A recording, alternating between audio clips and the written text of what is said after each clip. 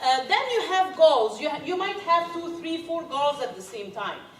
Again, I'm not very big on multitasking. You know, I can listen to music while working. That's for me multitasking. But I kind of prove to myself that if I start working on 5 things at the same exact time, I will not achieve anything. But I can work on 5 projects as long as I know from 10 to 12, this is what I'm doing, 12 to 2, this is what I'm doing, and so on. So prioritize your deadlines, prioritize your goals, depending if they are urgent or important.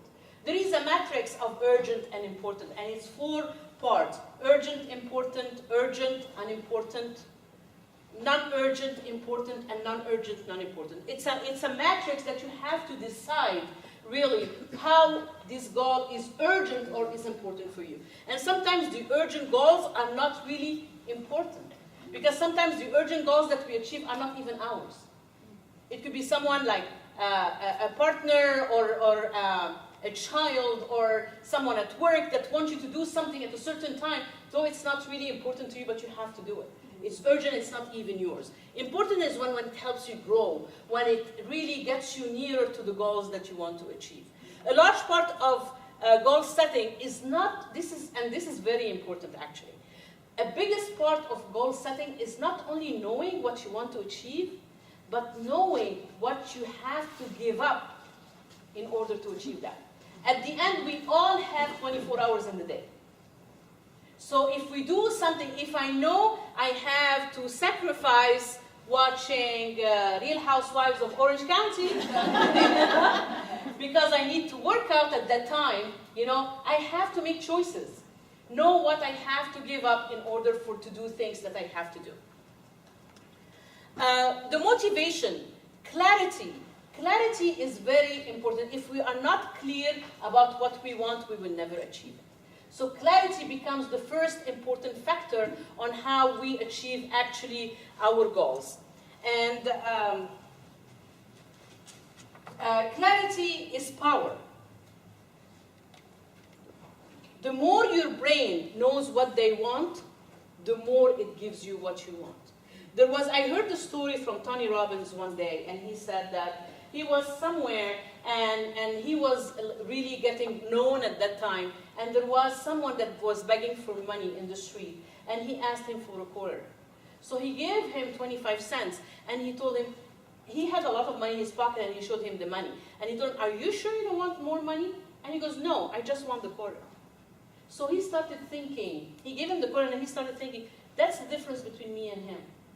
He is only satisfied with a quarter. For me, it's way more than that. The life will pay you what you ask from it. So if you think that this is only your limitation and you put yourself in a certain box, this is where you're going to stay. You're not going to be able to reach other goals or higher goals. So we need to think about that. That's why there should be no limit in our dreaming, in our imagination. And we know what? Sooner or later we will achieve the goals. Even we need to think not only what are we doing at the end of the day today. Am I going out to dinner? But what are we doing next week, next month, 6 months, 1 year, 3 years, 5 years? We need to have a plan. Like if we were a corporation, all corporation, does any organization work without strategic planning? We are our own companies. Each one of us is the CEO of our own company. And I know at least, like Beth, for it, she's an entrepreneur, she has her own business, and I know that she plans everything, goals for her business. So as the same as we do that for business, we need to do it for ourselves as well. So clarity is very important. Then challenge, commitment. You cannot go into your goals and then in the middle say, I'm bored, I'm not going to do it anymore. You have to be committed. You have to go all the way through with your goal. And that's why you have to start with passion. Because in order for you to have that passion, you know that you have to stick to it. You know how it's going to make you feel when you get it. And that's why you go on. And then I want you to think a couple of minutes about this. What is a personal goal? Write it on paper that you want to achieve. And I want you to divide it into specific, measurable, attainable, realistic, and time. And I want the goal that you put is to why do you want to do this, how you will reward yourself, and who will be your accountability partner. And rewarding yourself is extremely, extremely important. Even if you buy yourself a lollipop after you achieve a goal. Seriously, it's the minute you reward yourself, you feel that you did something, and you feel good about yourself. Go get yourself a skirt. Go get yourself a pair of shoes. Go get yourself a cappuccino. Go get yourself a frappuccino, whatever it is. Something small or big. Just get something. So I want you to take a couple of minutes to write a personal goal. And divide it like that. Because I want you to see it. I want you to see how to do it. And then I'll ask a couple of you to share it with us.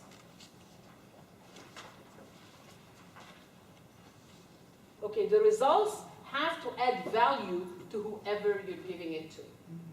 Okay, and then you need to ask yourself, you're saying why? Because I'm good at what I do. You need to specify what, and we're going to go through that today. You know, so I'm going to talk about it when we come to that. But you need to know why are you better than anyone else. So you have to drill down to really the nitty-gritty of everything. And you have to actually brainstorm and make sure that the actions in your brains are very clear.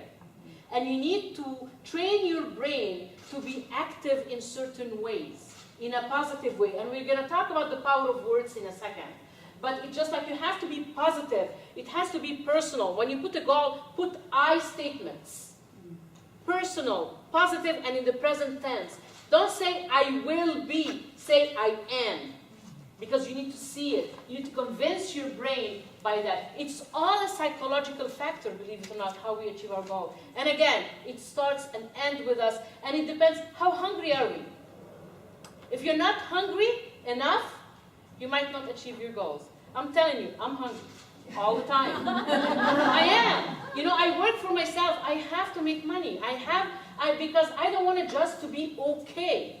I want to be excellent at what I do. You know, so that's why I always kind of put some standards in my mind that I cannot go below. That's why we have to have this standards in our mind where we actually push ourselves to do that. Like the athletes, they start training, right? They want to run. They want to have a gold medal in an Olympics or whatever.